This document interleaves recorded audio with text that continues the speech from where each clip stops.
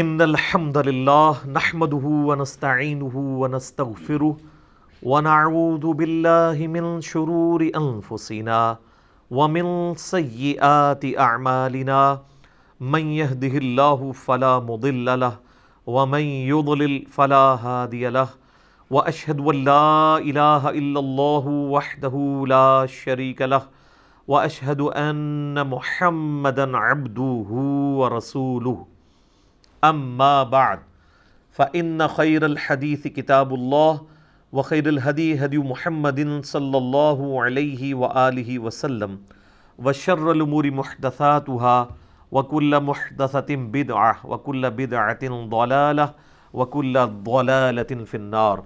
اعوذ باللہ السمیع العلیم من الشیطان الرجیم من ہمزہ ونفخہ ونفثہ۔ بسم اللہ الرحمن الرحیم۔ رب اشرح لی صدری ویسر لی امری واحلل عقدۃ من لسانی یفقہوا قولی۔ بسم اللہ الرحمن الرحیم۔ ان اللہ وملائکتہ یصلون علی النبی یا ایہا الذین آمنوا صلوا علیہ وسلموا تسلیما۔ اللہم صل علی محمد وعلی آل محمد کما صلیت علی ابراہیم وعلی آل ابراہیم انک حمید مجید۔ اللہم بارک علی محمد وعلی آل محمد کما بارکت علی ابراہیم وعلی آل ابراہیم انک حمید مجید۔ اللہم ربنا آتنا فی الدنیا حسنۃ وفی الآخرۃ حسنۃ وقنا عذاب النار۔ لا الہ الا انت سبحانک انی کنت من الظالمین۔ حسبنا اللہ ونعم الوکیل۔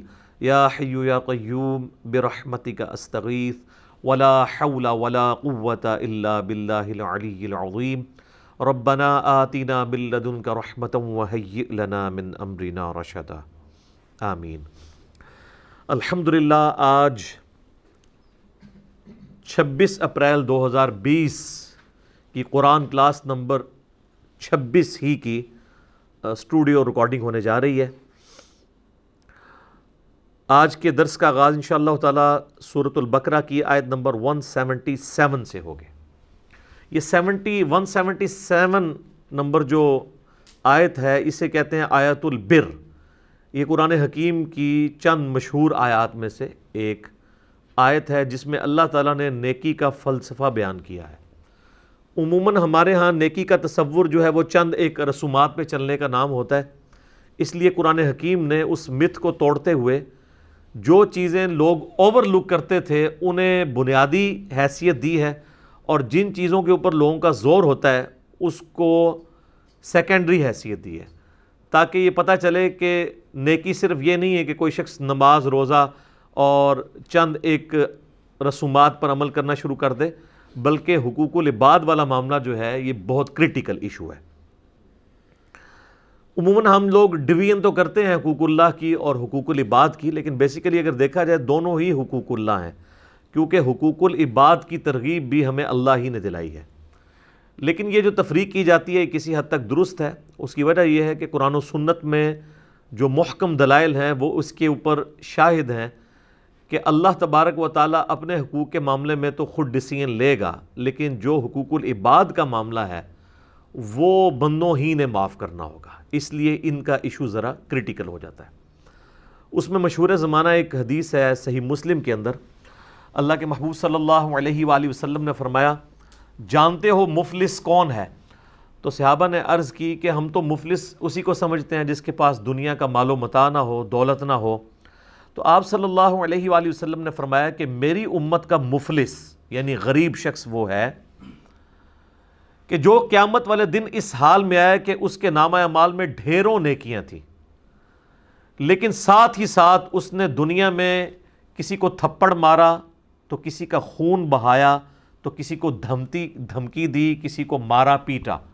اب وہ سب کے سب لوگ قیامت والے دن اللہ کے حضور حاضر ہوں گے اور کہیں گے اے اللہ آج تو چونکہ بدلے کا دن ہے ہمیں بدلہ چاہیے، اور بدلے کا دن یوم الدین وہ اس حد تک ہے کہ صحیح مسلم میں ہی ایک حدیث آتی ہے کہ دنیا میں اگر کسی سینگ والی بکری نے بغیر سینگ والی بکری کو مارا ہوگا تو قیامت والے دن اللہ تبارک و تعالیٰ اس بغیر سینگ والی بکری کو سینگ دے گا اور سینگ والے کے سینگ ختم کر دے گا اور اس سے کہے گا کہ اب تم اس سے بدلہ اتارو. یہ صحیح مسلم میں حدیث ہے. وہ جو صحیح مسلم کی حدیث جو میں بیان کر رہا تھا مفلس والی، کتاب البر والصلہ چیپٹر جو آتا ہے صحیح مسلم میں، اس کے اندر موجود ہے. تو آپ علیہ السلام فرماتے ہیں کہ پھر ایک ایک کر کے لوگ آگے بڑھیں گے تو اللہ تعالیٰ فرمائے گا آج تو کرنسی جو ہے وہ تو نیکیاں ہیں، تو تم اس طرح کرو کہ یہ تمہارا بدلہ تو اس طریقے سے تو نہیں تم اس سے لے سکتے، تو ایسا کرتے ہیں کہ اس کی نیکیاں تم اس بدلے میں لے جاؤ. تو لوگ اس کی نیکیاں لے کے جانا شروع کریں گے حتیٰ کہ اس کی پہاڑوں جتنی نیکیاں ختم ہو جائیں گی. وَلِعَوْذُ بِاللَّهِ تَعَالَى اللہم اجرنا من النار آمین. ابھی بھی کچھ لوگ باقی ہوں گے جن کا حق اس نے دینا ہوگا. تو اللہ فرمائے گا کہ اب تو اس کے پاس کوئی نیکی نہیں بچی، اب یوں کرتے ہیں کہ تمہارے گناہ اس کے نامہ اعمال میں ڈال دیتے ہیں، اینڈ وائس ورسا، اور پھر اسے اوندھا منہ کر کے دوزخ میں ڈال دیا جائے گا. یعنی حقوق اللہ کے معاملے میں کوئی کمی نہیں تھی اس کے اندر، ڈھیروں نیکیاں تھیں، لیکن حقوق العباد کے معاملے میں اس نے کمزوری دکھائی، اس کی وجہ سے اس کا بیڑا غرق ہو گیا. اسی لیے آپ دیکھیں کہ سورہ نساء کے اندر اللہ تعالیٰ فرماتا ہے جو لوگ یتیموں کا مال ناحق ہڑپ کر رہے ہیں وہ اپنے پیٹوں میں دوزخ کی آگ بھر رہے ہیں.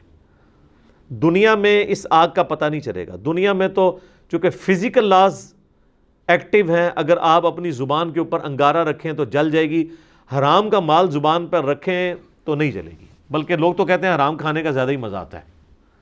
لیکن آخرت کی زندگی کے اندر دنیا میں جس نے حرام اپنے پیٹ میں ڈالا ہوگا وہ اللہ تعالیٰ اسے حکم دے گا وہ آگ بن جائے گی. بلکہ بخاری مسلم میں تو آتا ہے کہ وہ خوفناک قسم کے اژدہا اور سانپ کی شکل اختیار کر لیں گے.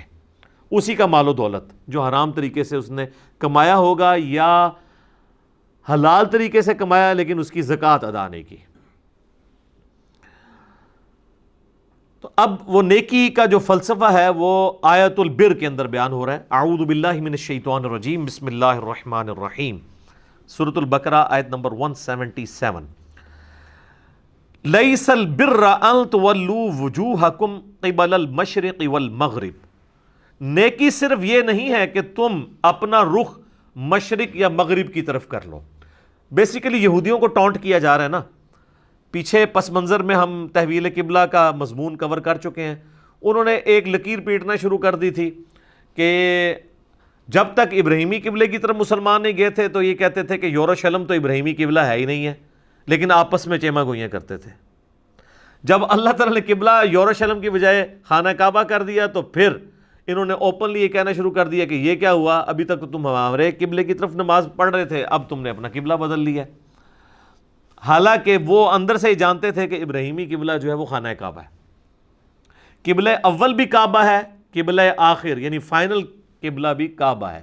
قبلہ اوسط درمیانی پیریڈ کے لیے جو صحیح بخاری میں آتا ہے 17 مہینے تک کے لیے وہ بیت المقدس جسے یروشلم بھی کہتے ہیں، ایلیا بھی کہتے ہیں، اور بعد میں وہاں پہ حضرت عمر کے دور میں مسجد اقصیٰ بھی بن گئی. ویسے جو اس کو مسجد اقصیٰ احادیث کے اندر آیا ہے یا قرآن حکیم میں سورہ بنی اسرائیل میں، اس سے مراد دور کی مسجد ہے.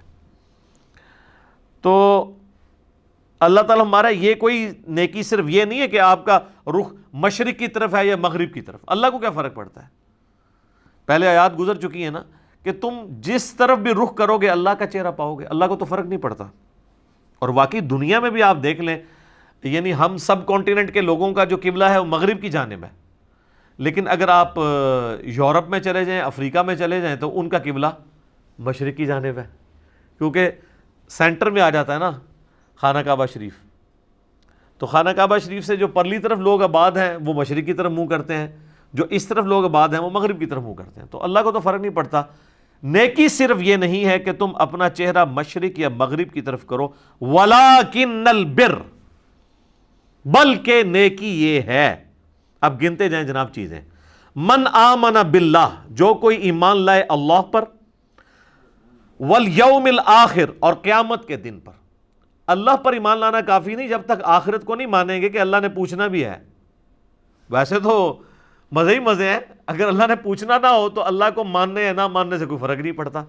آج آپ دنیا میں کسی کو آفر دینا کہ اللہ کو مان لو تو جنت ملے گی، نہ مانو تو کچھ نہیں ہوگا. لوگ کہیں گے ٹھیک ہے جی ادھر ہی جنت بنا لیتے ہیں. اصل چیز ہے آخرت کی جواب دہی. جو ایمان لائے اللہ پر اور آخرت کے دن کی جواب دہی کے اوپر، والملائکتی اور فرشتوں پر، والکتاب اور کتابوں پر، والنبیین اور تمام انبیاء پر. یہ تو ہوگی بنیادی ایمانیات. اللہ پر ایمان، آخرت پر ایمان، فرشتوں پر ایمان، کتابوں پر ایمان اور ایمان بالرسالت. ویسے تو یہ مین 3 کیٹیگری میں فال کرتی ہیں چیزیں جو ہم کہتے ہیں عقائد ثلاثہ ہیں مسلمانوں کے: عقیدہ توحید، عقیدہ رسالت اور عقیدہ آخرت. عقیدہ توحید کے اندر ہی فرشتوں پہ ایمان بھی آتا ہے. ظاہر ہے کہ اللہ تعالیٰ نے وہ نمائندے مقرر کیے ہوئے ہیں، سب کیٹیگری میں فال کر جاتی ہیں. عقیدہ رسالت کے اندر ہی کتابوں پہ ایمان آتا ہے کیونکہ کتابیں انبیاء پہ ہی نازل ہوتی ہیں. یعنی اگر آپ بڑی بڑی 3 کیٹیگریز بنائیں نا تو تمام اسلامی عقائد انہی 3 کیٹیگریز کے اندر فال کرتے ہیں. یا وہ عقیدہ توحید سے ریلیٹڈ ہوں گے، یا عقیدہ رسالت سے، یا عقیدہ آخرت سے. اب اگر ہم عذاب قبر کی بات کریں تو یہ عقیدہ آخرت کے اندر آتا ہے کیونکہ یہ دنیا کی زندگی کے بعد کی چیز ہے. اور جتنی شریعت ہے وہ عقیدہ رسالت کے اندر فال کرتی ہے کہ نبی الاسلام نے جو پیٹرن آف لائف دیا ہے اس کے مطابق آپ نے زندگی گزارنی ہے. وَآتَ الْمَالَ عَلَى حُبِّهِ ذَوِي الْقُرْبَى وَالْيَتَامَى وَالْمَسَاكِينَ وَابْنَ السَّبِيلِ، اور مال خرچ کرنا اس کی محبت میں اپنے قریبی رشتہ داروں پر، یتیموں پر، مساکین پر اور مسافروں پر. والسائلین وفی الرقاب، اور جو غلام آزاد کرنے کے لیے اور مانگنے والوں کے لیے، جو لوگ آ جائیں خود مانگنے کے لیے ان پر خرچ کرنا، اور گردنیں چھڑانے کے لیے، غلام آزاد کرنے کے لیے.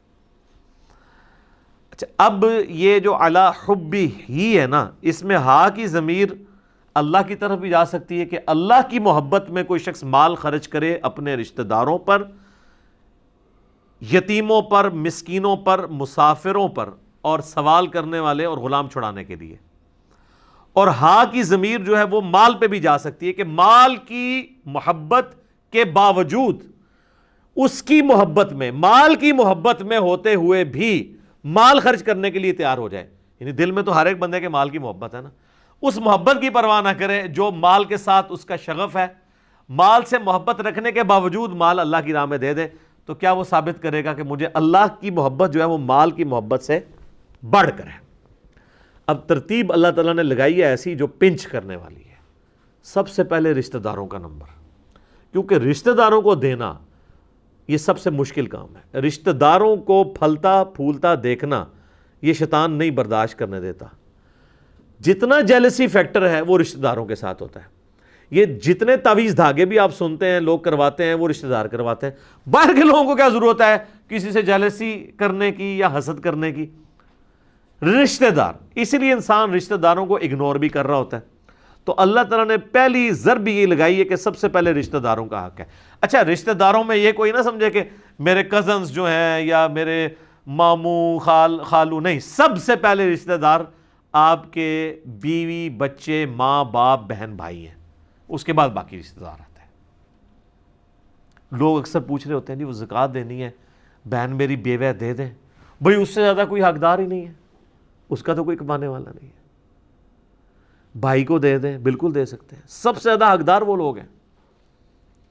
اس کے بعد یتیم، ظاہر ہے یتیموں کا کوئی سرپرست نہیں ہے، مشکل ہے ان کے لیے زندگی گزارنا. مساکین جو بالکل غربت کی، جس کو آپ کہتے ہیں نا کہ وہ سطح غربت سے نیچے کی زندگی گزار رہے ہیں. اور مسافر. اب یہ مسافر والا معاملہ آج کل ذرا سمجھنا مشکل ہے. آپ ذرا آج سے 100 سال پہلے چلے جائیں نا تو پھر آپ کو یہ بات سمجھ آئے گی کہ جو لوگ سفر پر نکلتے تھے دوسرے ملکوں کے سفر پر، اس وقت تو ملکوں کی باؤنڈریز بھی ایسا نہیں بنی تھی. آپ کو پتہ ہے یہ ملکوں کی باؤنڈریز جو ہے نا یہ 20ویں صدی کی بدعت حسنہ ہے. اس سے پہلے ملک نہیں ہوتے تھے. جب سلطنت عثمانیہ ٹوٹی ہے اور جنگیں عظیم ہوئی ہیں، اس کے بعد یہ ملکوں کی ڈویژن اور یہ ویزے شروع ہیں، ورنہ لوگ پہلے خانہ بدوشی کی زندگی گزارتے تھے. آج بھی اگر یہ ملکوں کی باؤنڈریز ختم کر دی جائے نا تو دنیا سے غربت ختم ہو جائے. اب کتنے ٹیلنٹڈ لوگ ہیں جن کے پاس یہ ٹیلنٹ نسل در نسل موجود ہے کہ وہ زمین میں زراعت کا کام کر سکتے ہیں, لیکن غریبوں کے پاس زمینیں نہیں ہیں. ایسے کئی لوگ ہیں. اب ایسے لوگ کئی انڈیا میں آباد ہیں, اگر وہ پاکستان میں آ جائیں, ان کو نیشنلٹی یہاں کی مل جائے, کم از کم مسلمانوں کو, ویسے تو ہندوؤں کو بھی دینے میں کوئی حرج نہیں ہے تالیف قلب کے لیے, تو یہاں پہ آ کے وہ آبادی کر سکتے ہیں, ہماری اکانومی کو بہتر کر سکتے ہیں. پاکستان کے اندر کئی علاقے ایسے موجود ہیں جہاں پہ زراعت کی جا سکتی ہے, صرف وہاں تک ایک نہر پہنچانے کی دیر ہے. تو آپ دیکھیں, یہ جب تک نہری نظام نہیں تھا پاکستان انڈیا میں بنا ہوا تو یہ اتنی ہریالی نہیں تھی یہاں پہ. اب تو آپ دیکھیں جناب, کایا پلٹ گئی ہے جب سے یہ سسٹم بنا ہے ان 100 سالوں کے اندر. آج بھی آپ دیکھ لیں دنیا رو پیٹ رہی ہے. سب سے محفوظ ترین علاقے صحت کے پوائنٹ آف ویو سے, رزق کے پوائنٹ آف ویو سے, موسم کے پوائنٹ آف ویو سے یہی ہیں. انڈیا, پاکستان, بنگلہ دیش, یہ پورا ایک ریجن. تو پہلے جو لوگ سفر اختیار کرتے تھے تو سفر میں اگر آ کے قافلے کو کسی نے لوٹ لیا تو وہ اگر نکلے ہوئے 6 مہینے کے سفر کے اوپر, ظاہر ہے کم از کم تو اتنے ہوتے تھے سفر. یہاں سے جو حج کرنے جاتے تھے 4 مہینے جانے کے لگتے تھے, 4 مہینے آنے کے. ایک حج کے موقع پہ نکلتے تھے نا تو اگلے حج کے موقع پہ وہ حج کر کے واپس آتے تھے. اس لیے تو وہ رشتہ داروں سے گلے لگ کے تو رو کے جاتے تھے, پتہ نہیں واپس آنا ہے کہ نہیں آنا, اور وہ واپس آئے نا پیچھے کو مر جائے. تو ویسے پہلے حج بڑا مشکل تھا. 4 مہینے کا سفر کدھر, اور آج 4 گھنٹے کی فلائٹ ہے اسلام آباد سے جدے کی, اور کوئی تکلیف نہیں ہے. ذرا سی آنکھ لگتی ہے تو جناب جدہ آ جاتا ہے. اور 4 مہینے آپ نے سواری پہ سفر کرنا ہے, یا اگر کوئی سپوز بحری جہاز میں بھی جاتا تھا 2 ہفتے تو لگ ہی جاتے تھے. اور اس میں کئی لوگوں کو سی سکنس ہو جاتی تھی, کیونکہ سمندر کی ایک خاص سمیل ہے مچھلیوں کی وجہ سے, وہ لوگوں کے دماغ کو چڑھ جاتی ہے. کئی لوگوں کے ساتھ ایسا ہوتا ہے وہ پورے راستے 2 ہفتے تک الٹیاں کرتے جاتے تھے. تو ایسے بھی اگر 2 ہفتے آپ کو ایک جگہ پہ قید کر دیا جائے, ابھی یہ کورونا کی وجہ سے لوگ قید ہیں, تو آپ دیکھیں کتنی مشکل زندگی ان کے لیے ہوئی ہے. تو لوگ اس طرح وہ مشکل کی تکلیف کی زندگی گزارتے تھے. آج کے دور کو نہ دیکھیں, جب انٹرنیٹ ہے تو آپ آج جناب تو پیچھے ٹوٹی کاٹ دی نا نیٹ والی, ایک دن نہیں تو لنگنا. آپ امیجن کریں نیٹ بند ہو جائے. وہ کسی نے پرائم منسٹر کو مشورہ دیا تھا, آپ نے لوگوں کو گھر میں رکھنا ہے تو مفت انٹرنیٹ کا کنیکشن دے دیں ان کو, نہیں نکلیں گے باہر. ٹھیک ہے, تو اس زمانے کی بات ہو رہی ہے, آج سے 100 سال پہلے, کوئی پرانی بات بھی نہیں ہے. تو قرآن کے نزول کو آلموسٹ 1400 سال گزر چکے ہیں. اگر آپ 1400 سال میں دیکھیں تو صرف یہ 100 سال ڈیفرنٹ ہے. پہلے 1300 سال تو وہی ہیں جو ہم ڈسکس کر رہے ہیں اس میں. مسافر, اب جس مسافر کی جیب کٹ گئی ہے تو وہ تو آ گیا, اب زکوٰۃ لینے کے قابل ہو گیا ہے, اس کی پلے تو کوئی شے نہیں ہے. تو اسی لیے یہ ترغیب دلائی گئی ہے کہ مسافروں کو دینا ہے. کو مسافر واقعی ضرورت مند ہو سکتا ہے, اب وہ ایزی لوڈ تو نہیں کروا سکتا گھر سے, اگر جیب کسی کی کٹ گئی ہے. تو یہ تو آج کے زمانے کی بات ہے. ایون آج بھی جن لوگوں کو ٹیکنالوجی کی خبر نہیں ہے, یا جن لوگوں کو پیچھے کوئی سپورٹ کرنے والا نہیں ہوتا, دوسرے شہروں میں آتے ہیں خریداری کے لیے, جیب کٹ گئی ہے, ان کے پاس بیچاروں کے پاس واپسی جانے کا کرایہ بھی نہیں ہوتا. جینون ایشو بھی آ جاتا ہے. بعض اوقات تو خیر لوگ ایسے ہیں جو روزانہ ہی کرایہ مانگ رہے ہوتے ہیں, وہ تو ایک پروفیشنل ہے, ان کی بات نہیں ہو رہی ہے. تو اس کا بڑا آسان طریقہ میں اکثر بتاتا ہوں کہ اگر کوئی اس طرح کا بندہ آپ کو مل جاتا ہے نا, جو کہتا ہے میں نے فلاں جگہ جانا ہے, تو اسے پیسے دینے کی بجائے نا اسے ٹرین میں یا بس میں بٹھائیں. ٹھیک ہے, تو اور ٹرین والے جہاں سے ٹکٹ لینے والا ہے اس کو بھی بتا دیں ٹکٹ واپس کرے تو پھاڑ دینا ہے اور پیسے تو نے رکھ لینے ہیں. اور کنڈکٹر کو بتا دیں کہ اگر یہ ٹکٹ واپس کر کے اترے تو پیسے تیرے, اس کو نہیں دینے, تاکہ جینون پتہ چل جائے. بعض اوقات وہ لے کے چڑھ جاتے ہیں, پھر کنڈکٹر کے ساتھ تھوڑی کر کے آگے جا کے اتر جاتے ہیں, پیسے اپنی جیب میں ڈال دیتے ہیں. تو بجائے یہ کہ ان کے ہاتھ میں پیسے دینے کے, ان کو اس طریقے سے اکوموڈیٹ کیا جائے. اور سائلین جو ہیں, واقعی جو مانگنے والے ہیں, اب وہ مانگنے والا پروفیشنل نہ ہو, وہ ظاہر آج کی ڈیٹ میں ذرا مشکل ہوتا ہے جج کرنا ایک عام بندے کے لیے. جو لوگ تھوڑے سے یعنی اس ایشو کے ساتھ وابستہ ہیں, یا جو آپ سمجھ لیں مارکیٹ کے اندر بیٹھے ہیں, وہ تو روزانہ شکلیں دیکھ دیکھ کے ان کو پتہ چل گیا ہوتا ہے کہ یہ تو روزانہ مانگنے آتے ہیں. تو ایسے لوگوں کو تو اسلام کہتا ہے آپ نے ڈسکریج کرنا ہے، پروفیشنل بیگرز کو ڈسکریج کرنا ہے۔ ڈسکریج کرنے کا یہ مطلب نہیں ہے کہ ان کو صلواتیں سنانی ہیں، بلکہ وہ آگے جائے گا، بنی اسرائیل میں آ جائے گا کہ تم نے جھڑکنا نہیں، اگر کسی کو نہیں دینا تو اس کو جھڑکو مت، بلکہ احسن طریقے سے بات کو ٹال دو۔ کوئی شخص کہتا ہے روٹی کھانی ہے تو روٹی کھلا دیں اس کو، بجائے روٹی کے پیسے دینے کے، تاکہ کم از کم یہ کنفرم ہو جائے کہ اس نے روٹی کھانے کے لیے مانگے۔ وفر رقاب، اور غلام آزاد کرنے کے لیے۔ غلام آزاد کرنے میں تو اس وقت غلامی کا ایک دور تھا، تو اللہ تعالیٰ نے اس چیز کو انکریج کیا کہ غلام کو آزاد کرنے کا اتنا ثواب ہے، حتیٰ کہ آپ دیکھیں گے ہماری کئی ایک عبادات کے کفارے کے طور پر غلام آزاد کرنے کی بات ہوئی ہے۔ روزہ توڑ لیا تو غلام آزاد کرو، قتل خطا ہو گیا کسی سے، جان بوجھ کے نہیں، ایکسیڈنٹل، وہ بھی ایک غلام آزاد کرے گا، دیت تو علیحدہ دے گا، غلام بھی الگ سے آزاد کرے گا۔ اسی طریقے سے قسم توڑ دی ہے، اس کا کفارہ بھی ہے، ایک غلام آزاد کرے گا۔ اس چیز نے آہستہ آہستہ غلامی والا سسٹم دنیا سے ایلیمنیٹ کر دیا۔ آج کے دور میں آپ اس کی ماڈرن فارم لے سکتے ہیں، مقروض کی گردن چھڑانا، وہ بھی آلموسٹ غلام ہو چکا ہوتا ہے۔ اگر کوئی واقعی جینون کیس آپ کے سامنے ہے اور آپ کو اللہ تعالیٰ نے استطاعت دی ہے، تو آپ بجائے یہ کہ 1000 بندوں میں اپنی زکوٰۃ تقسیم کرتے رہیں، کسی ایک بندے کو ایک بار اس کی گردن آزاد کروا دیں اس طرح کے قرض سے، تاکہ وہ سٹیبل ہو سکے، بشرطے کہ وہ سٹیبل ہو، یہ نہ ہو کہ وہ گردن چھڑا کے اور جا کے آگے قرضہ لے لے۔ ایسے لوگ بھی ہوتے ہیں، کئی لوگ ہیں، یعنی ان کو آپ تھوڑا سا کاروبار سیٹ کر کے دیں تو وہ چیزیں بیچ کے پھر کسی اور کے پاس جا کے مانگنا شروع کر دیتے ہیں، اور وہ پروفیشنل بیگرز ہوتے ہیں۔ ان چیزوں کو بھی دیکھنے کی ضرورت ہوتی ہے۔ اچھا، اب اللہ تعالیٰ نے ایمانیات کے بعد اعمال کا 2 ہی چیزیں ہیں نا، ایمان اور عمل۔ ایمانیات ہیں اور عمل صالح ہیں۔ ایمانیات تو آ گئی، عقیدہ توحید، رسالت اور آخرت۔ اس کے بعد اعمال کا جب سلسلہ شروع ہے تو آپ دیکھ لیں حقوق العباد پہلے ذکر ہوئے ہیں، کہ اللہ کی راہ میں اپنا مال خرچ کرنا ہے، جیب ڈھیلی کرنی ہے، اور کس طریقے سے اپنے رشتہ داروں پہ خرچ کے، اپنے قریبی مساکین جو لوگ ہیں ان پہ خرچ کر کے، اور جو مسافر ہیں گردنیں چھڑانے کے لیے، اور جو لوگ غریب ہیں مانگنے والے ان کو دے کر۔ اس میں ایک حدیث بھی ہے بخاری مسلم دونوں میں، نبی علیہ السلام نے فرمایا جو شخص یہ چاہتا ہے نا کہ اللہ تعالیٰ اس کی عمر میں برکت کر دے، عمر دراز کر دے اور رزق میں کشادگی کر دے، تو وہ اپنے رشتہ داروں کے ساتھ حسن سلوک کرے، صلہ رحمی کرے۔ یہ بڑا زبردست ایک ذریعہ ہے، لیکن یہ کام کرنا مشکل ہے۔ اصل بات یہ ہے، یہ کہنا بہت آسان ہے، لیکن رشتہ داروں کے ساتھ حسن سلوک کرنا ذرا مشکل کام ہے۔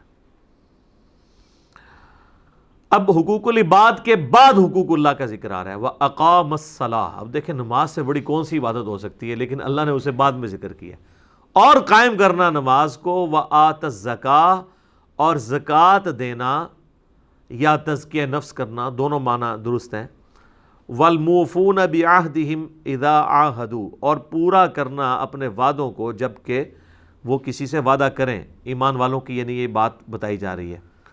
وَالصَّابِرِينَ فِي الْبَأْسَاءِ وَالضَّرَّاءِ، اور صبر کرنے والے لوگ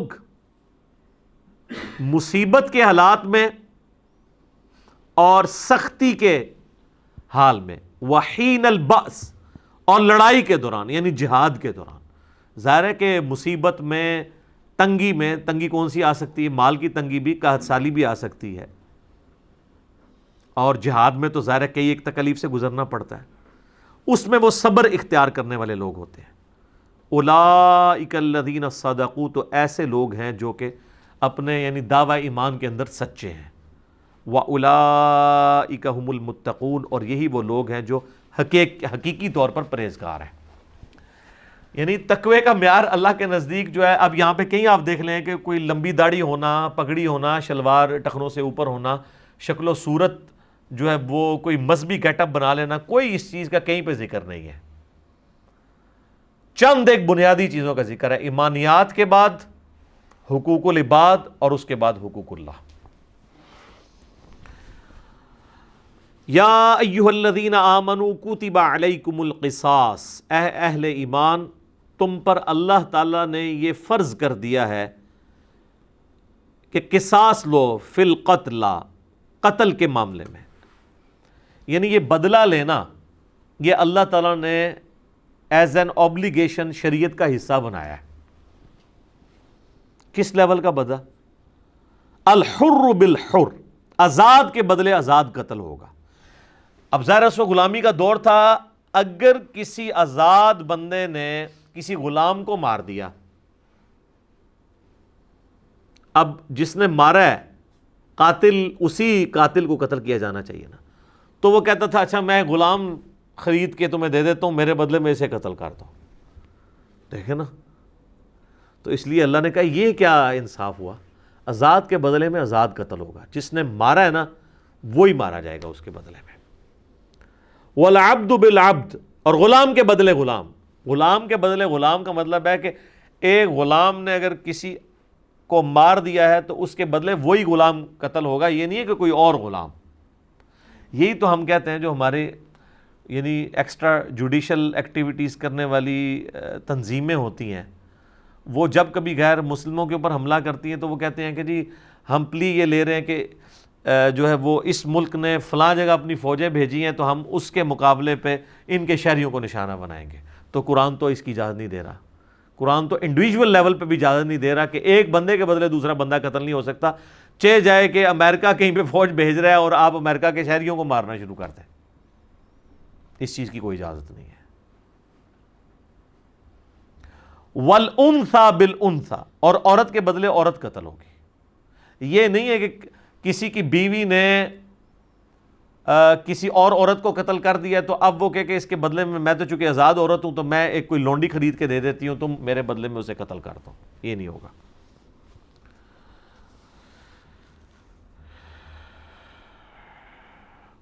فَمَنْ عُفِيَ لَهُ مِنْ أَخِيهِ شَيْءٌ،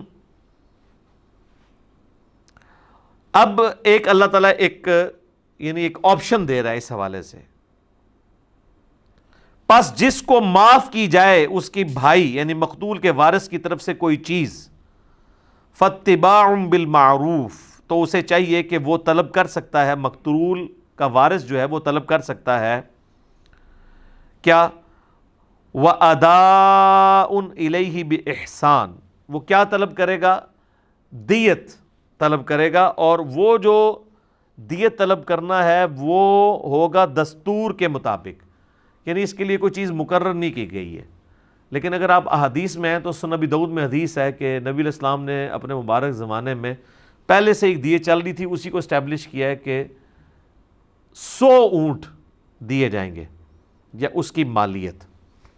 سر 100 اونٹ آج کے بھی آپ دیکھ لیں کم از کم 2-2.5 کروڑ روپے بن جاتا ہے، ایک نارمل اونٹ 2 لاکھ روپے کا تو ہوتا ہی ہے نا، بیل 1.5 لاکھ تک پہنچ چکے ہیں، لاکھ تک۔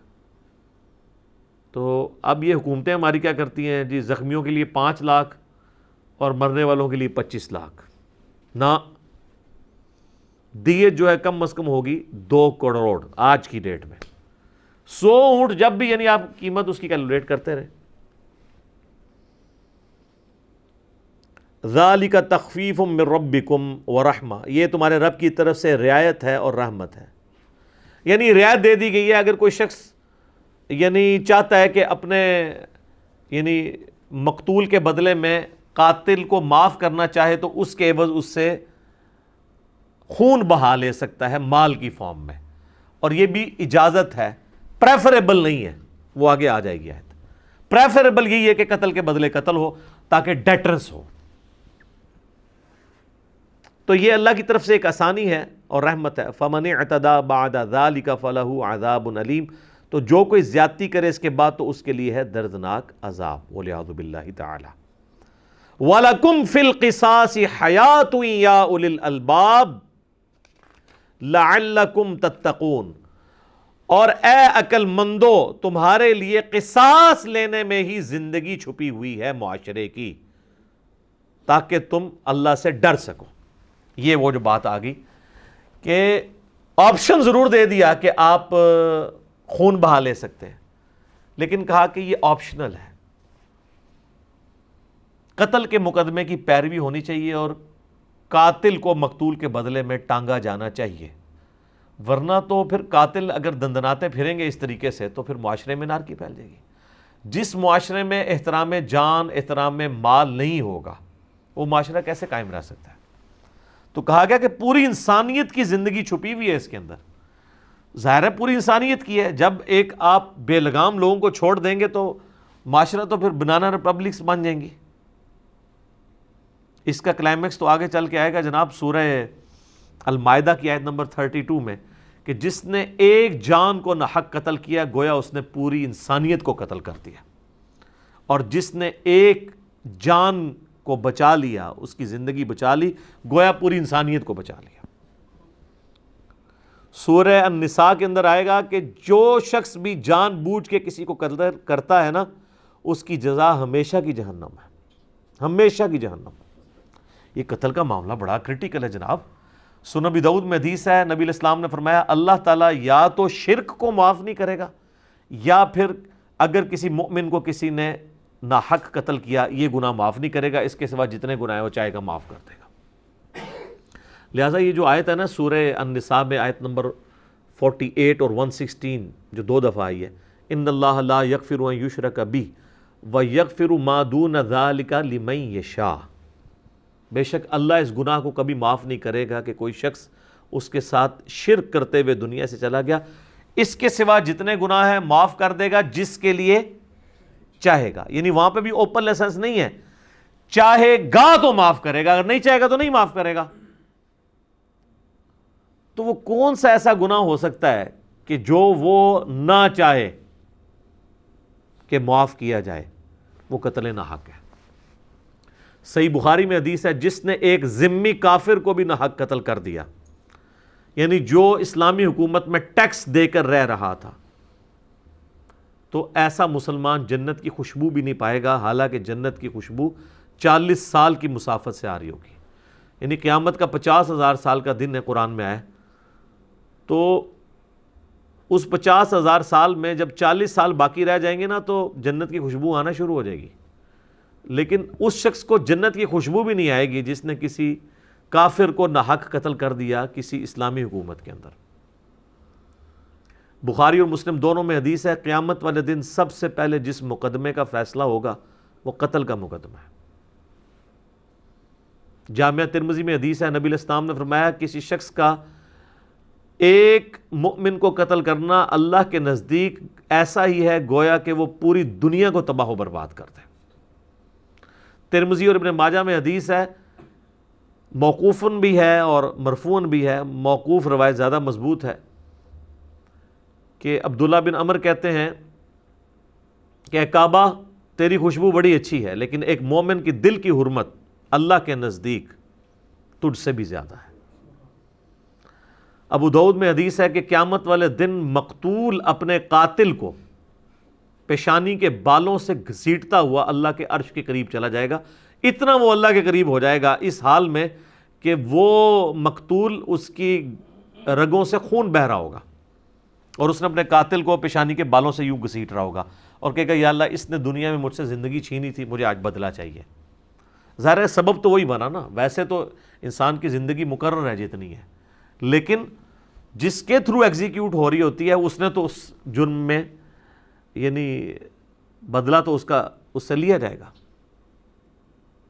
اور سنن نسائی میں آگے الفاظ ہیں، وہ صحابی کہتے ہیں کہ اے حکمرانوں قتل میں کسی کی معاونت مت کرو، یعنی وہ انہوں نے اسپیسیفکلی حکمرانوں کو یہ بات سنائی ہے کیونکہ حکمرانوں کے دماغ میں زیادہ کیڑا ہوتا ہے نا کہ اپنے سے اختلاف کرنے والوں کو قتل کروا دینا، جس طرح آل امیہ آل عباس کرتے رہے۔ آج تو بڑا مبارک دور ہے، آج کل تو یعنی آپ پرائم منسٹر کو گالیاں بھی نکالتے رہتے ہیں تو وہ کوئی نہیں مارا جاتا بندہ، لیکن جب بادشاہت کا دور تھا اس وقت تو وہ اختلاف رائے پہ بھی قتل کر دیتے تھے۔ تو قتل کے اوپر معاونت نہ کرو، یعنی جو حکمران ہیں ان سے پوچھا جائے گا ایکسٹرا جوڈیشل کلنگ، ماورائے عدالت قتل کے اوپر، یہ بہت سینسٹیو ایشو ہے، لوگ اسے بڑا ہلکا جان رہے ہوتے ہیں، لیکن اللہ تعالیٰ کے حضور یہ بہت ہی سخت معاملہ ہے۔ بولے اعوذ باللہ تعالی، اللہ تعالیٰ ہمیں محفوظ رکھے اس معاملے میں، آمین ثم آمین۔ کتب علیکم اذا حضر احدکم الموت، تم پر یہ بھی فرض کیا گیا ہے کہ جب تم میں سے کوئی شخص نزع کے عالم میں ہو، موت آ دھمکے اس پر، ان ترک خیرا الوصیۃ للوالدین، کہ وہ وصیت کر دے اپنے مال میں سے اپنے والدین کے لیے، والاقربین اور قریبی رشتہ داروں کے لیے، بالمعروف معروف طریقے سے، انصاف کے ساتھ، حقا علی المتقین، یہ پرہیزگاروں پر اللہ کی طرف سے حق ہے۔ یہ سورہ البقرہ کی آیت نمبر 180 میں مرنے سے پہلے وصیت کرنا ضروری قرار دیا گیا، لیکن یہ آیت منسوخ ہے۔ اس کو منسوخ کیا ہے سورہ النساء میں وراثت کی احکامات نے۔ اس وقت تک اللہ تعالیٰ نے چونکہ وراثت کے احکام نازل نہیں کیے تھے، وراثت کے جب احکام نازل ہوئے ہیں تو اللہ تعالیٰ نے خود ہی پھر حصہ مقرر کر دیا ہے کہ ماں باپ کو 1/6 حصہ ملے گا، بیوی کو 1/8 ملے گا، اور ماں باپ اور بیوی کا حصہ جو ہے وہ اوورال مال میں سے نکلے گا، اور جو باقی بچ جائے گا اس کو اس طرح ڈیوائیڈ کیا جائے گا کہ ہر بیٹے کو 2 حصے ملیں اور بیٹی کو 1۔ یہ ایک جنرل رول ہے۔ پھر آگے اس میں کئی ایک اور آگے کرولریز کے طور پہ چیزیں آتی ہیں مختلف سچویشن میں۔ تو اس سے پہلے یہ وصیت کرنا ضروری تھا۔ فَمَن بَدَّلَهُ بَعْدَ مَا سَمِعَهُ فَإِنَّمَا إِثْمُهُ عَلَى الَّذِينَ يُبَدِّلُونَ، تو جو کوئی وصیت کو بدل دے سن لینے کے بعد، ظاہر ہے کہ ریٹن میں ہو تو سب سے بہتر ہے، ورنہ لوگ موت کے وقت لوگوں کو گواہ کر دیتے تھے کہ میں یہ کر رہا ہوں، تو اس وقت زبانی کلامی بھی، یہ آج والا معاملہ نہیں ہے کہ لوگ لکھ کے بھی مکر جاتے ہیں، اس وقت تو زبانی بات بھی جو ہوتی تھی وہ کہا جاتا تھا مرد کی زبان ہے، وہ واقعی مرد کی زبان ہوتی تھی، پتھر پہ لکیر۔ تو اللہ تعالیٰ مارا ہے کہ مرنے کے بعد اگر کسی شخص نے، یعنی کسی کمیونٹی نے، اس کے رشتہ داروں نے مرنے والے کی وصیت کو بدل دیا تو اس کا گناہ ان کے اوپر ہوگا۔ مرنے والے کا کوئی قصور نہیں، اس نے تو اپنا حق ادا کر دیا۔ ان اللہ سمیع علیم، بے شک اللہ تعالیٰ سننے والا اور علم والا ہے۔ لیکن ساتھ ہی اللہ تعالیٰ نے ایک اس میں چیز ہائی لائٹ کر دی ہے، یہ بھی ہو سکتا ہے کہ جو وصیت کرنے والا ہے وہ زیادتی کر جائے، یعنی کوئی آخری وقت میں اس کا کوئی موڈ آف تھا، ایک بچے کو اس نے محروم ہی کر دیا۔ خیر لیکن یہ تو اب باتیں ختم ہو چکی ہیں نا، اب تو کوئی نہ آگ کر سکتا ہے کسی کو، آگ کرے گا بھی تب بھی اولاد جو ہے وہ اس کو حصہ ملنا ہی ملنا ہے، آگ کرنے سے وہ آگ نہیں ہوتا، پاکستان کے قانون میں بھی نہیں ہوتا۔ تو اللہ تعالیٰ بارے کہ جسے یہ خطرہ ہو، فمن خاف من موص جنفا او اثما فاصلح بینہم فلا اثم علیہ، کہ جو مرنے والے نے وصیت کی ہے اس میں اس نے یعنی جانبداری کا کوئی مظاہرہ کیا ہے، تو وہ پھر پیچھے جو وارثین ہیں وہ آپس میں یعنی اس کو ریزالو کر سکتے ہیں کہ یار اس کا یہ چھوڑ دیا تھا، اس کو بھی تھوڑا سا حصہ دینا چاہیے، اس طریقے سے اس کو سیٹل کر لیں، یعنی مرنے والے کی وصیت کو وہ بدل بھی سکتے ہیں۔ ان اللہ غفور رحیم، تو بے شک اللہ تعالیٰ بھی بخشنے والا مہربان ہے، یعنی مرنے والے کی وصیت کو آپ بدل سکتے ہیں، وہ وصیت جس کو واجب تھا پورا کرنا۔ تو اسی میں امپلائیڈ ہے کہ اگر کوئی شخص مرتے مرتے یہ کہتا ہے نا کہ میری لاش کو فلاں جگہ لے جانا ہے دفنانے کے لیے، میرے گاؤں میں دفنانا ہے، تو اب اولاد کا کام ہے کہ وہ دیکھے کہ مطلب یہ فیزیبل بھی ہے کہ نہیں۔ کئی لوگ ہیں امریکہ اور یورپ میں ہمیشہ کے لیے شفٹ ہو گئے ہوئے ہیں، مرتے مرتے ان کے بابے کہے جاتے ہیں جی میری جو لاش جو ہے نا وہ پاکستان بھجوا دینی ہے، کس کے لیے؟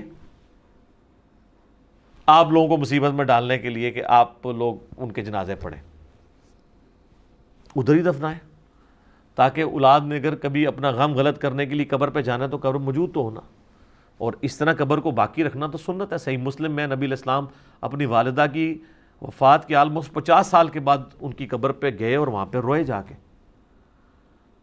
تو یہ تو نہیں ہے کہ ایک بندہ جو ہے وہ ہجرت کر کے کہیں چلا گیا اور وہ اپنے آبائی علاقے میں اس کو بھیج دیتا ہے کہ جی وصیت کر دے کہ وہاں پہ دفنایا جائے۔ جو ورثاء ہیں وہ دیکھیں کہ یار کون سی چیز فیزیبل ہے، اس کے مطابق عمل کریں۔ اسی طریقے سے وہ وصیت کر دیتا ہے کہ جی میرے مرنے کے بعد اتنے پیسے فلاں مولانا صاحب کو دے دو، فلاں مدرسے میں دے دو۔ یہ اب آپ دیکھیں کہ بعد میں وہ کیا ہوا ہے، کئی لوگ تو زندگی میں لکھوا لیتے ہیں، اور جو زندگی میں نہیں لکھوا سکتے وہ میت کے اوپر اونچی اونچی آواز میں کہتے ہیں جی بس آخری ویلیج کہندے سن، آخری ویلیج کہندے سن۔ اور تاکہ کوئی نہ کوئی شرم کر کے کچھ نہ کچھ دے ہی دے. ٹھیک ہے, ان لوگوں کو کیا ہے, مطلب جھوٹ بولتے ہوئے کوئی دیر لگتی ہے. تو آخری ویلیج پاویں کہندے سن پاویں لکھ کے بھی دے گئے نے, یہ اولاد پیچھے ڈیسائیڈ کرے گی کہ یہ فیزیبل ہے یا نہیں ہے, کہ یہ پیسہ جو ہے وہ کدھر جا رہا ہے.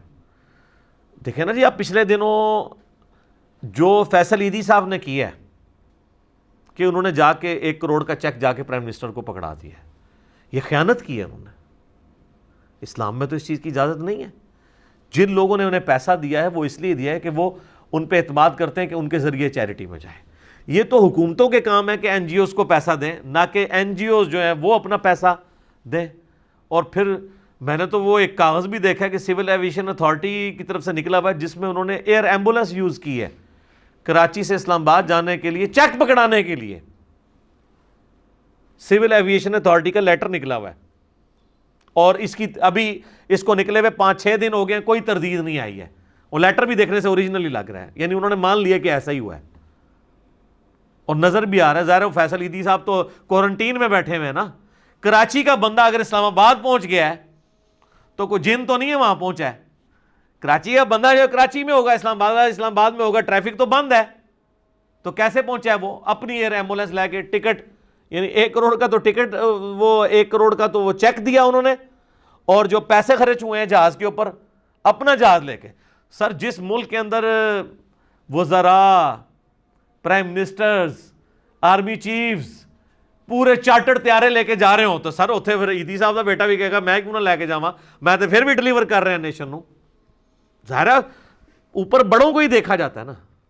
اور آپ دیکھیں نیچے کتنے لوگوں نے کمنٹس کیے کہ آندہ سے ہم 1 روپیہ نہیں ان کو دیں گے. وہ 1 روپیہ اس نے 1 کروڑ روپیہ دے کے اپنے کروڑوں روپے لوز کروا لیے. تو اس طرح کی بھی معاملات یعنی مس ہینڈل ہو جاتے ہیں لوگوں سے. تو یہ دیکھنا چاہیے کہ جب کوئی شخص وصیت کرتا ہے, آپ اس کی وصیت کو اس طریقے سے مال جس کام کے لیے دیا گیا اس کام کے لیے وہ استعمال کریں. آپ اس کی اجازت کے بغیر نہیں کر سکتے. اکثر آپ مساجد میں بھی دیکھتے ہوں گے کہ لوگ پیسے دے کے جاتے ہیں اور کہتے ہیں جی یہ مسجد کے بل کے لیے استعمال کر لیں. ٹھیک ہے, اب جب دیتے وقت اس نے یہ شرط لگا دی ہے نا سر, تو مسجد کے بل کے علاوہ کسی اور چیز کے لیے وہ استعمال نہیں ہو سکتا الا یہ کہ اس سے اجازت لی جائے. وہ لوگ کیوں ایسے کہہ رہے ہوتے ہیں؟ ان کو یہ یقین ہوتا ہے کہ یہ مولانا صاحب اپنی جیب میں استعمال کریں گے, اپنے اوپر لگا لیں گے. کیونکہ اکثر جو تگڑے قسم کے مولوی ہیں وہ تو مسجد کمیٹیاں آگے پہلے توڑ دیتے ہیں جیسے اسٹرانگ ہوتے ہیں, چندہ اپنے قبضے میں کر لیتے ہیں. پھر کوئی ان کی یعنی ڈکلیئرڈ تنخواہ تو ہوتی ہے 15,000, لیکن جو انڈکلیئرڈ ہے ان کے خرچے بتا رہے ہوتے ہیں کہ یہ 15,000 تو روز کا خرچ کر رہے ہیں. تو کہاں سے کر رہے ہوتے ہیں؟ وہ چندہ ان کے قبضے میں ہوتا ہے. اس لیے جو سمجھدار لوگ ہیں نا وہ چندہ باکس پہ لکھوا دیتے ہیں کہ جی اس میں جو چندہ آپ ڈالیں گے اس کے کلی اختیار ہوں گے خرچ کرنے والوں کو. یہ باپا جانی والوں کے جو آپ چندے دیکھیں گے نا ان کے اوپر یہ عبارت لکھی ہوتی ہے, اور یہ بڑے شرعی طور پہ صحیح لکھی ہوئی ہے انہوں نے, کیونکہ وہ بری ذمہ ہو گئے ہیں. اب آپ نے ڈال دیا تو اس پہ لکھا ہے کہ اس میں جو چیز ڈالیں گے وہ ہمیں فل اختیار ہوگا, ہم اسے جہاں مرضی استعمال کریں. اچھا لفظ کیا استعمال کیا؟ کلی اختیار. کلی سے ہر شے آ سکتی ہے جناب, کوئی دنیا کی چیز ہے وہ کل بھی آ سکتی ہے. تو اب آپ نے ڈال دیا تو وہ بری ذمہ ہو گئے. ہاں دنیاوی طور پہ بری ذمہ ہو گئے, باقی اللہ کو تو وہ جواب دیں گے کہ وہ کلی میں انہوں نے اگر وہ اپنی ذاتیات اس میں لے آئے ہیں اور دین کے اوپر نہیں لگایا انہوں نے, اور اپنی خدمت کرنے کو دین کی خدمت سمجھ لیا ہے, تو وہ تو اللہ تعالیٰ کو جواب دہ ہوں گے. وَلِعَوْذُ بِاللَّهِ تَعَالَى. اچھا میرے بھائیو, اب اگلی جو آیات ہیں رمضان المبارک کے کانٹیکسٹ میں آیات آ رہی ہیں. یہ مسلسل 6 آیات سورۃ البقرہ کی آیت نمبر 183 سے لے کر 188 تک, یہ پورا ایک رکوع ہے. 23 نمبر رکوع سورۃ البقرہ کا, یہ مکمل رمضان المبارک سے ریلیٹڈ ہے. رمضان کے روزوں کو یہ یونیکنس حاصل ہے باقی تمام اسلامی عبادات پہ کہ قرآن حکیم کے اندر حج کا ذکر سکیٹرڈ فارم میں کئی ایک صورتوں میں, سورۃ البقرہ کے اندر ذکر آ جائے گا, سورۃ الحج کے اندر ذکر آ جائے گا, اور صورتوں کے اندر.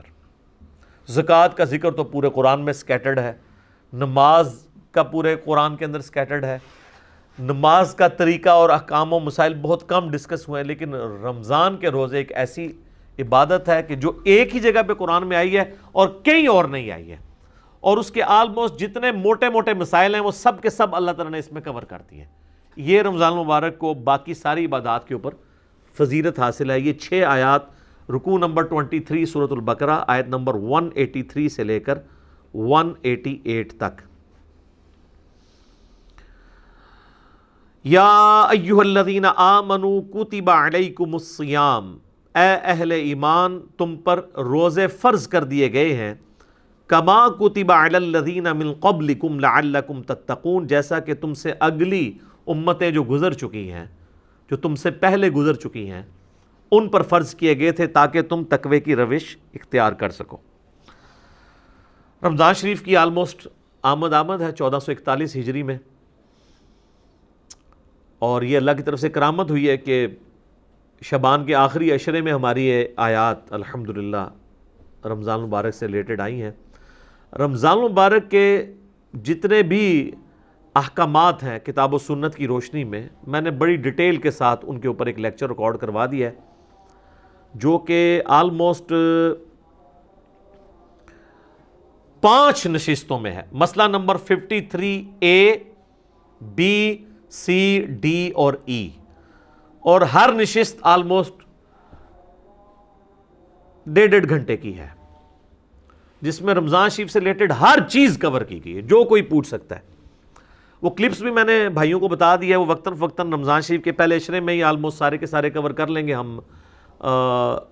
سورۃ البقرہ کا یہ رکوع بھی اس میں کور ہوگا، اس کے بعد بخاری مسلم کی روشنی میں 17 صحیح الاسناد احادیث، اور جو سحری کے افطاری کے احکام و مسائل ہیں، اسی طریقے سے عورتوں کے روزے کی رخصت کیا ہے، مسافر کے روزے کی رخصت کیا ہے، قضاء کا اور کفارے کا کیا معاملہ ہے، مریض سے ریلیٹڈ کیا چیزیں ہیں، ٹیکہ لگانے سے روزہ ٹوٹتا ہے نہیں ٹوٹتا، جتنے بھی جدید اور قدیم فقہی احکام و مسائل ہیں آلموسٹ 40 کے قریب ہیں جو اس میں ہم نے کور کیے ہیں۔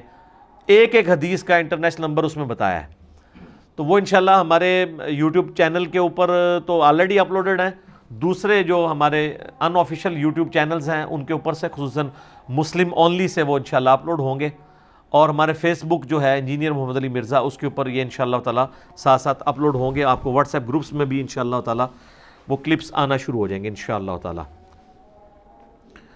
حصول برکت کے لیے میں 2-3 حدیثیں بیان کر دیتا ہوں۔ بخاری اور مسلم دونوں کی حدیث ہے کہ نبی صلی اللہ علیہ وآلہ وسلم نے فرمایا جب رمضان کا مہینہ آتا ہے تو اللہ تعالیٰ جنت کے دروازوں کو کھول دیتا ہے اور جہنم کے دروازوں کو بند کر دیتا ہے، اور سرکش شیاطین کو قید کر دیتا ہے۔ تمام شیاطین نہیں، سرکش شیاطین۔ ایک اور حدیث ہے، نبی علیہ السلام نے فرمایا، یہ بھی حدیث بخاری و مسلم دونوں میں ہے، کہ رمضان المبارک میں اللہ تعالیٰ نیکیوں کا ثواب آلموسٹ 10 گنا سے 700 گنا تک بڑھا دیتا ہے، اور اللہ تعالیٰ فرماتا ہے کہ روزہ خاص میرے لیے ہے اور میں ہی اس کی جزا دوں گا۔ اور ایک ترجمہ یہ بنتا ہے روزہ خاص میرے لیے ہے اور میں ہی اس کی جزا ہوں، کیونکہ روزہ وہ عبادت ہے جو جب تک کوئی شخص ایکسپوز نہ کرے نا آپ کسی کو جج نہیں کر سکتے۔ نماز تو فزیکلی پڑھتا ہوا نظر آ جائے گا، تو روزہ ایک ایسی عبادت ہے جو خاص میرے لیے ہے اور میں ہی اس کی جزا دوں گا۔ بخاری مسلم میں ایک حدیث یہ بھی موجود ہے، نبی علیہ السلام نے فرمایا کہ ایک جنت کا دروازہ ہے جس کا نام ہے الریان، وہ خاص ان لوگوں کے لیے ہے جو رمضان مبارک کے روزے رکھنے والے ہیں، کہ وہ اس دروازے سے داخل ہوں گے۔ پھر بخاری اور مسلم کی ایک اور حدیث ہے، نبی علیہ السلام نے فرمایا جس نے ایمان اور احتساب کے ساتھ رمضان مبارک کے روزے رکھے، ایمان اور احتساب یعنی ایمان کے ساتھ اور احتساب ہے اصلاح نفس کی کوشش پلس ثواب کی نیت خالصتاً اللہ کے لیے، تو اللہ تعالیٰ اس کے پچھلے سارے گناہ معاف فرما دے گا۔ جس نے ایمان اور احتساب کے ساتھ رمضان مبارک کی راتوں کا قیام کیا، اللہ تعالیٰ اس کے پچھلے سارے گناہوں کو معاف کر دے گا۔ جس نے ایمان اور احتساب کے ساتھ شب قدر کا قیام کیا، اسے پچھلے سارے گناہ اللہ تعالیٰ معاف کر دے گا۔ اور یہ میں نے سب سے آسان طریقہ اس میں بتایا کہ آپ ایٹ لیسٹ عشاء اور فجر کی نماز کا اہتمام کریں کہ کوئی رکعت فوت نہ ہو۔ صحیح مسلم میں حدیث ہے، ایک تابعی کہتے ہیں میں مسجد میں بیٹھا تھا، مسجد نبوی کے اندر، حضرت عثمان غنی رضی اللہ تعالیٰ عنہ علیہ السلام کا دور تھا، تو مغرب کی نماز کے تھوڑی دیر بعد حضرت عثمان مسجد میں آ گئے اور مجھے انہوں نے کہا کہ بیٹا میں نے نبی علیہ السلام سے یہ خود سنا تھا کہ جو شخص عشاء کی نماز جماعت سے ادا کر لے گویا اس نے آدھی رات کا قیام کیا، اور جو فجر بھی جماعت سے پڑھ لے گویا اس نے پوری رات کا قیام کیا۔ تو یعنی وہ بتانا چاہ رہے تھے کہ میں عشاء کی نماز سے اتنی دیر پہلے مسجد میں اس لیے آ گیا ہوں تاکہ عشاء کی جماعت چھوٹے نہ۔ آج کل تو مشکل نہیں ہے کیونکہ ہم لوگ تو رات کو سوتے ہی 12 بجے کے بعد ہیں، ان زمانوں میں لوگ بڑے جلدی سو جاتے تھے، اسی لیے مغرب کے بعد سونے کی ممانعت بھی آئی ہے۔ پورے دن کی مزدوری فجر کے وقت اٹھے ہوئے ہوتے تھے، عشاء اتنی مشکل ہو جاتی تھی، اسی لیے تو ہے بخاری مسلم میں کہ منافقین پہ 2 نمازیں بھاری ہیں، فجر اور عشاء کی، اور خصوصاً عشاء کے لیے بھی آیا بخاری مسلم میں کہ اگر یہ جان لیتے تو اپنے سرین کے بال گھسٹتے ہوئے آتے ہیں مسجد کے اندر۔ اور فجر کے بارے میں سنن نسائی میں آیا کہ میرا دل کرتا ہے ان لوگوں کے گھروں کو آگ لگا دوں جو مسجد میں نماز نہیں پڑھتے، فجر کی نماز کے بارے میں بھی، اور بخاری مسلم میں یہ الفاظ جو ہیں وہ عشاء کی نماز کے بارے میں بھی آئے۔ تو آج کے زمانے میں آپ ذرا عشاء کو نہ قیاس کریں، آج کل تو عشاء سب سے آسان ہے ہماری نمازوں میں، کیونکہ ہماری جو روٹین ہے لائف کی وہ بدل چکی ہوئی ہے، اس لیے ہم اس تکلیف کا احساس نہیں کر سکتے جس سے صحابہ کرام گزرے۔ ایام معدودات، گنتی کے چند دن ہے یہ رمضان کا مہینہ۔ فمن کان منکم مریضا، اور اس میں بھی اگر تم میں سے کوئی مریض ہو، او علی سفر، یا وہ سفر پر ہو، فعدۃ من ایام اخر، تو وہ اپنی گنتی کو باقی دنوں میں پورا کر سکتا ہے۔ مسافر اور مریض وہ روزہ چھوڑ سکتا ہے، چاہے وہ جو مرضی حالت ہو، یعنی یہ نہیں کوئی کہہ سکتا کہ جی سفر بڑا آسان ہے، نہیں، سفر میں رکھنے کی اجازت ہے، بخاری مسلم میں حدیث ہے، نبی علیہ السلام نے اسے ڈسکریج کیا ہے، لیکن جب صحابہ نے پوچھا یا رسول اللہ ہم رکھ لیں تو فرمایا ہو جائے گا روزہ، لیکن پریفریبل نہیں ہے کہ رکھا جائے، دوسرے دنوں میں گنتی پوری کر دی جائے۔ اور مریض ہی میں سنن ابی داؤد ترمذی ابن ماجہ میں حدیث آتی ہے کہ نبی علیہ السلام نے مریض کو اور پریگننٹ عورت کو اور دودھ پلانے والی عورت کو بھی روزے مؤخر کرنے کی اجازت دی ہے۔ لیکن اگر کوئی ایسا مریض ہے جس کی اب صحت مند ہونے کی امید نہیں ہے، یا مرض کی وجہ سے روزے اتنے زیادہ ہو چکے ہیں کہ ان کی قضا دینا مشکل ہے، تو پھر فدیہ دے دے۔ اسی میں وہ عورت بھی شامل ہے کہ جس نے کافی زیادہ، اب ظاہر ہے ایک عورت پریگننٹ تھی، پھر اس کے بعد 2 سال دودھ پلاتی رہی اور پھر اس طرح اس کا سلسلہ 8-9 سال گزر گئے، تو اس پہ تردد ہے، تو وہ صرف فدیہ دے لے۔ اس میں سیدنا ابو ہریرہ کا قول ہے سنن کبریٰ البیہقی میں کہ آپ نے جو یہ روزوں کی قضا دینی ہے یہ اگلے رمضان سے پہلے دینی ہے، اگر اگلا رمضان آ گیا تو پھر اب آپ فدیہ بھی دیں گے اور ایک روزے کی بدلے ایک روزے کی قضا بھی کریں گے۔ اگر یعنی وہ رمضان سے اگلا رمضان آ گیا، پھر ظاہر ہے اس رمضان کے بعد آپ قضا دیں گے نا۔ تو یہ اس میں احکام و مسائل ہیں، باقی مسئلہ 53A B C D E آپ دیکھ سکتے ہیں، میں نے ڈیٹیل کے ساتھ بتایا۔ وَعَلَى الَّذِينَ يُطِيقُونَهُ فِدْيَةٌ طَعَامُ مِسْكِينٍ، اور وہ لوگ جو بڑی مشکل سے ہی ادا کر سکتے ہیں روزہ، بڑی مشکل سے وہ طاقت رکھتے ہیں، تو وہ فدیہ دے دیں مساکین کو۔ فَمَن تَطَوَّعَ خَيْرًا فَهُوَ خَيْرٌ لَهُ، اور جو کوئی خوشی سے زیادہ نیکی کمانا چاہے، یعنی بعد میں روزہ بھی رکھ لے، اگر فدیہ بھی دیا تھا بعد میں اس کی صحت ٹھیک ہوگی روزہ بھی رکھ لے، تو وہ اللہ تعالیٰ کی طرف سے اجازت ہے۔ وَأَن تَصُومُوا، اور دیکھو اگر تم روزہ رکھو تو خیر لکم، اسی میں زیادہ اللہ کے نزدیک تمہارے لیے بہتری ہے، ان کنتم تعلمون، اگر تم جانتے ہو۔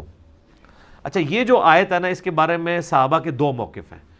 صحیح بخاری میں 2 موقف امام بخاری نے نقل کیے ہیں۔ ایک صحابہ کا گروہ یہ کہتا ہے یہ آیت منسوخ ہے، پہلے یہ اجازت تھی کہ ایک صحت مند بندہ بھی روزے کے بدلے فدیہ دے سکتا تھا، چاہے روزہ رکھ لے چاہے فدیہ، جبکہ عبداللہ بن عباس رضی اللہ تعالیٰ عنہ کہتے ہیں یہ آیت منسوخ نہیں ہے، بلکہ یہ آیت آج بھی باقی ہے ایسے لوگوں کے لیے جو ایسے مریض ہیں جو بڑی مشکل سے روزے پر قادر ہوتے ہیں کہ وہ فدیہ دے لیں۔ صحت مند بندے کے لیے اپلائی نہیں ہوتی، اس کے اعتبار سے تو منسوخ تصور کی جائے گی، لیکن یہ آج بھی اس کا حکم باقی ہے۔ پھر امام بخاری باقاعدہ لے کے ہیں کہ انس ابن مالک، آپ کو پتہ ہے 110 سال کی عمر میں فوت ہوئے ہیں جی، 8 سال کی عمر میں حضور کے پاس آئے ہیں اور 10 سال آپ کو وضو کرواتے رہے ہیں۔ ان کی عمر 18 سال تھی تو نبی علیہ السلام دنیا سے چلے گئے۔ ہم صحابہ کے بارے میں سوچتے ہیں تو سمجھتے ہیں کچھ چٹی چٹی داڑھی والے ہوں گے، 18 سال حضور کی وفات کے وقت۔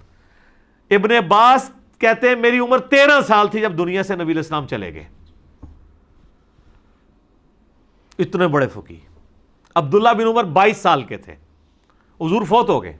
یہ آپ کو جتنا کچھ پتا چلتا ہے نا، یہ نبی علیہ السلام کی مبارک زندگی کے بعد کے ان کے کارنامے ہیں۔ اس وقت تو بالکل وہ سمجھ لیں کہ نوجوان اور بچے ہی تھے۔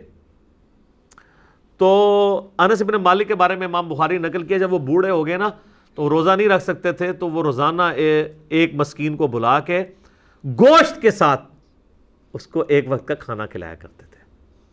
اچھا، حنفیوں نے 2 وقت کا کھانا رکھا ہے، لیکن قرآن کا اسلوب اس کو سپورٹ نہیں کرتا۔ اس میں ہے کہ مسکین کو کھانا کھلاؤ، تو کھانا کھلانا ایک ٹائم کا ہی کھانا ہوگا، 2 وقت کا نہیں، یہ لاجیکلی نہیں بنتا۔ تو یعنی انس بن مالک رضی اللہ تعالیٰ عنہ خود چاہے وہ دال کھاتے ہوں، مسکین کو جو ہے نا وہ اللہ کے لیے، لن تنالوا البر حتی تنفقوا مما تحبون، تم نیکی کے اعلیٰ ترین درجے کو نہیں پہنچ سکتے جب تک کہ اپنی پسندیدہ چیزیں اللہ کی راہ میں خرچ نہ کر دو۔ انس بن مالک مسکینوں کو کھانا کھلاتے تھے گوشت کے ساتھ۔ اجتہاداً امت نے اس پہ اجماع کیا کہ اگر کوئی کھانا نہیں کھلا سکتا تو ایک وقت کے کھانے کا فدیہ کسی مسکین کو دے دیں۔ اور یہ بھی ہو سکتا ہے کہ آپ کسی مسکین فیملی کو، غریب فیملی کو پورے مہینے کا اپنے جو روزہ، جس طرح شوگر کے مریض ہیں، وہ بے شک جنگ بھی ہیں، وہ تو کبھی بھی قدرت نہیں رکھ پائیں گے، ان کے لیے مشکل ہو جاتا ہے، تو وہ ہر سال فدیہ دے دیں۔ بوڑھے لوگ ہیں، 80 پلس ہیں، 90 پلس ہیں، ان کے لیے روزہ رکھنا مشکل ہو جاتا ہے، تو وہ 30 روزوں کا فدیہ نکال لیں، جو ایک وقت کا کھانا بنتا ہے، جو ایوریج جتنا وہ کھانا جس سٹیٹس کا کھاتے ہیں، یعنی وہ اگر 200 روپیہ والا کھاتے ہیں تو 200 روپے کے حساب سے دیتے ہیں، 300 والا کھاتے ہیں 300 کے اعتبار سے۔ اور جو لوگ باہر کے ملکوں میں آباد ہیں نا، تو وہ اپنے ملکوں کا حساب لگائیں گے۔ یہ نہیں ہے کہ وہ خود امریکہ اور یورپ میں کھا رہے ہیں اور جب فدیے کی باری آئے تو پاکستان میں پاکستانی حساب سے فدیہ دے رہے ہیں، ان کا فدیہ نہیں ادا ہوگا، کیونکہ یہ ساری چیزیں بالمعروف ہوتی ہیں، جہاں پہ آپ رہ رہے ہوتے ہیں اس کے اعتبار سے یہ کنسیڈر کی جاتی ہیں چیزیں۔ تو وہ فدیہ آپ دے سکتے ہیں، اور اگر کوئی روزہ رکھ سکتا ہے تو پھر وہ روزہ رکھے گا، پھر اس کا فدیہ ایکسیپٹیبل نہیں ہوگا، لیکن یہ ہر شخص نے خود ڈیسائیڈ کرنا ہے۔ باقی اس میں کئی ایک احکام و مسائل ہیں جو آج ٹائم اب باقی نہیں رہا، ورنہ میں اس کو ڈسکس کرتا۔ بقیہ کی انشاءاللہ آیات ہم اگلے درس میں کریں گے، اور اگلا درس ہمارا انشاءاللہ رمضان المبارک 1441 ہجری ہی میں آ رہا ہوگا۔ اللہ تعالیٰ سے دعا ہے جو حق بات میں نے کہی اللہ تعالیٰ ہمارے دلوں میں راسخ فرمائے، اگر جذبات میں میرے منہ سے کوئی غلط بات نکل گئی تو اللہ تعالیٰ ہمارے دلوں سے ہی محو کر دے، ہمیں معاف بھی فرما دے، ہمیں کتاب و سنت کی تعلیمات پر عمل کر کے دوسرے بھائیوں تک پہنچانے کی توفیق عطا فرمائے۔ سبحانک اللہم و بحمدک، اشہد ان لا الہ الا انت، استغفرک و اتوب الیک، وما علینا الا البلاغ المبین۔ جزاکم اللہ خیرا۔